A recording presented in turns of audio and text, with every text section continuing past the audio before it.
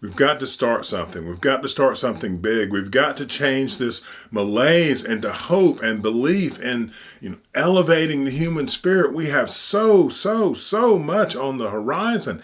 Elon Musk with electric cars and rocket ships to Mars. We're going to build colonies on Mars. I mean, this guy is not playing. You got Jeff Bezos helping him too. Are these guys like perfect, the greatest? No. No one's like that, but they are hard workers and they're getting the job done. And while we can certainly criticize plenty that Amazon is doing, we can get behind this whole exploration of Mars and see ourselves moving out into the galaxy. We can start looking at America, the melting pot. It's been called that since day one, and now it's time to start melting together. And that is going to be unbelievably interesting if we start doing it honestly.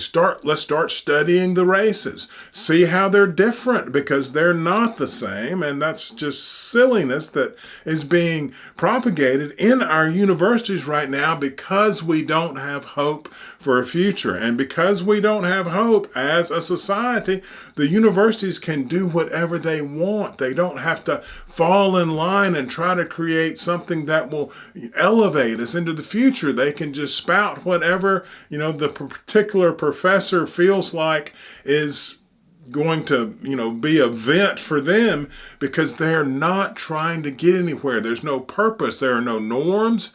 There's no direction. And that's what norms do. It doesn't turn us into good people. It doesn't make us something we're not. It gives us standards that force us to conduct our behavior in certain ways, and all those other feelings are still inside us, but we use them as energy and motivation to live up to the norms. And then when we do live up to the norms, and society lives up to that norm, and we get something done on a huge scale, that's how you motivate large groups of people to do a single thing. And it's beautiful and it's powerful and it moves mountains. It is the miracle.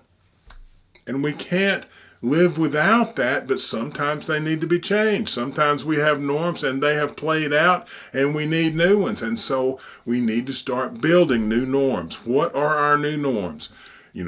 Stepping across racial lines, learning about other races. It can't be this idea that we're just going to hold hands and love each other, because it's much more complicated than that. We have to learn about ourselves. We have to learn about other cultures and understand them. And then they understand our culture. And then we start coming together. We start seeing where we're the same and seeing where we're different, and learning to respect that difference, learning from our differences, because our diversity is not our strength. It is our unbelievable weakness unless we use it to further ourselves, to further our understanding of humanity. And if we do that, then eventually, and not today, but eventually, it will make us stronger than any other country on earth. And hopefully we can export that to other countries. Maybe we can make it one whole country across the earth. But if nothing else, we can export the idea of freedom and love for humanity and keep doing that until something better comes along, and it hasn't. Let's get together. Let's start working. Let's believe in ourselves again. We can.